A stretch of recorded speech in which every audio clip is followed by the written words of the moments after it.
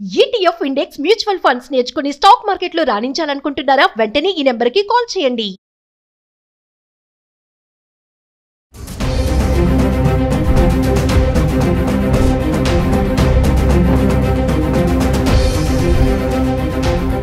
నమస్తే, welcome back to Suman TV. Present మనతో పాటు ఉన్నారు TEDx speaker, legendary award winner in real estate, realtor oxygen founder and CEO doctor Nandi Rameshwar Rao గారు. నమస్తే sir. Sir, ఇప్పుడు వారసత్వం నుంచి వస్తున్నటువంటి గోల్డ్ ఏదైతే ఉంటుందో, అంటే తల్లిదండ్రుల దగ్గర నుంచి కానీ బంధువుల దగ్గర నుంచి కానీ మనకు బంగారం కనుక స్వీకరిస్తే దానికి ట్యాక్స్ చెల్లించాల్సిన అవసరం లేదు అని అంటారు. మరి ఒకవేళ దాన్ని అమ్మితే గనక మరి పన్ను చెల్లించాల్సిన అవసరం ఉంది అని అంటున్నారు. ఒక్కసారి వివరాల్లోకి వెళ్తే సార్ ఏంటి అంటే ఇది దీనికి కొన్ని కండిషన్స్ ఉంటాయమ్మా. నాకు తెలిసినంత వరకు, నేను ఐఎమ్ నాట్ ఎక్స్పర్ట్, నాకు తెలిసింది షేర్ చేస్తాను.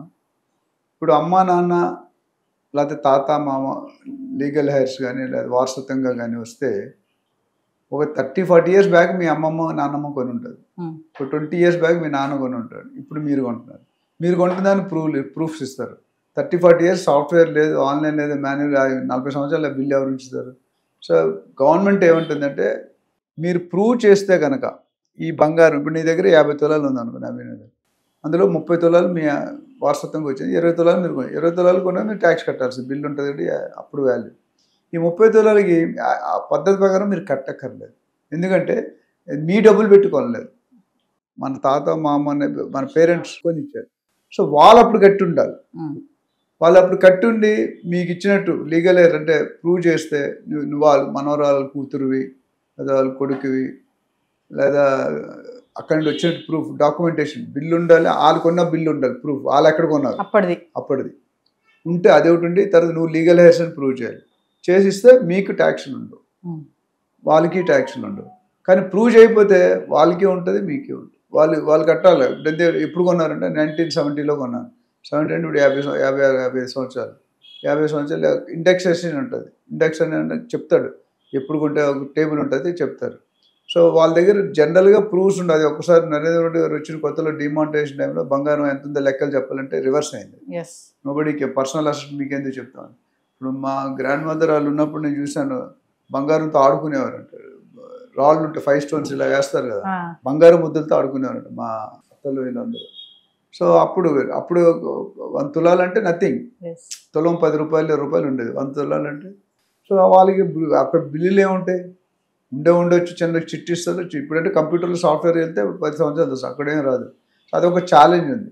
సో ప్రూవ్ చేసే లేదా ఒక అఫిడవిట్ తీసుకోవాలి, దాన్ని లాయర్తోనే ఎవరితో అటార్నీతో సర్టిఫై చేయించాలి.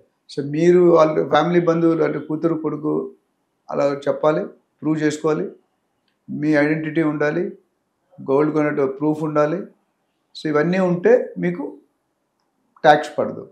లేదు అవన్నీ లేవు అంటే వాళ్ళకి ట్యాక్స్ పడుతుంది. మీరు ఇంకో విసులుబాటు ఏమి ఇచ్చారంటే, వీళ్ళు ప్రూవ్ చేసిన తర్వాత సపోజ్ మీరు అమ్మేరు ఆ పాత బంగారాన్ని 10 సంవత్సరాలు 20 సంవత్సరాల తర్వాత అమ్మారు.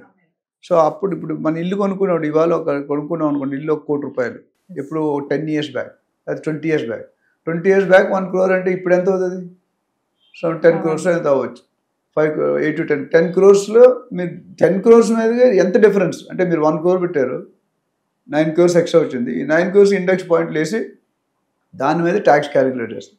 అయితే విసులుబాటు ఎందుకన్నానంటే, వీళ్ళు కనుక మళ్ళీ రీఇన్వెస్ట్ దాన్ని గోల్డ్ మీద వచ్చిన డబ్బుల్ని రీఇన్వెస్ట్ చేస్తే 2 yearsలో ప్రాపర్టీ గోల్డ్ కొన్నట్టు, లేదా రియల్ ఎస్టేట్ ఒక ఇల్లు ఉన్న వాళ్ళు అంటే ఒక ఇల్లు లేని వాళ్ళకి ఫస్ట్ టైం ఇల్లు కొనుక్కుంటే వాళ్ళు ఇల్లు కొనుక్కున్నా గోల్డ్ కొనుక్కున్నా మళ్ళీ ఆ ట్యాక్స్ అనేది వేవ్ అవుతుంది. 2 yearsలో ఐటమ్ కొనాలి, ఇల్లు అయితే 3 yearsలో కట్టాలి.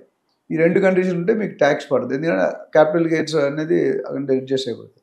ఇది ఒక మంచి పద్ధతి. సో అందుకనే ఇప్పుడు ఎవరు కొనుక్కున్నా గోల్డ్, సిల్వర్, కారు, ఇవన్నీ మొబైల్ బిల్స్ ఉండాలి. లేకపోతే రోడ్డు మీద స్మగ్లింగ్ వాళ్ళు అమ్ముతుంటారు. ఇప్పుడు బయట నుంచి ఐఫోన్ ₹1,00,000 అంటే వీడు 30,000కి ఇస్తానంటాడు. ఎలా వస్తుంది? అయితే సెకండ్స్ అయ్యి ఉండాలి, లేకపోతే దొంగతనంగా తీసుకొని ఉండాలి, లేదా ఓల్డ్ ఫోన్స్ కోటింగ్ చేసి ఉండాలి. సో అట్లానే చాలా ఇప్పుడు మన ఇయర్ ఏమంటారు బడ్స్, తర్వాత ఎలక్ట్రానిక్ ఐటమ్స్ ఎస్పెషల్లీ మీరు చాలా చీప్ దొరుకుతాయి. అందుకని ఇప్పుడు ఏంటంటే పెన్ డ్రైవ్స్ ఇవన్నీ చాలా చీప్ రోడ్డు మీద, కానీ ఎంతకాలం పనిచేస్తే గ్యారంటీ ఉంటుంది, బిల్లు ఉంటుంది.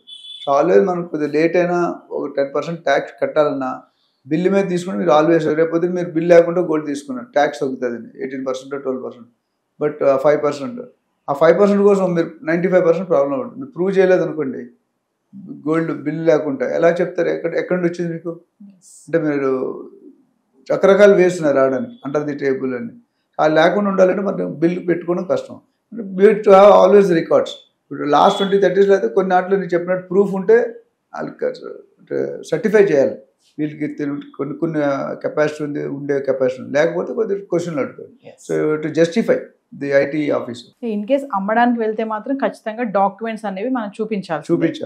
చూపిస్తే మనకు ట్యాక్స్ పడదు. ఎంత కొన్నారనేది ఇబ్బంది కాదు. ఎస్, ఇప్పుడు ఎంతకు అమ్మారు అనేది ఇబ్బంది. అంటే లెక్క మీరు ఎంత కొన్నా డిఫరెన్స్ తీసేస్తాడు. మీరు 10 రూపాయలు కొంటే ఇప్పుడు 25 రూపాయలు అయితే 15 రూపాయల మీదే వేస్తాడు, 10 రూపాయల మీద వేయడు. చూపించకపోతే మొత్తం వేస్తాడు. Thank you sir.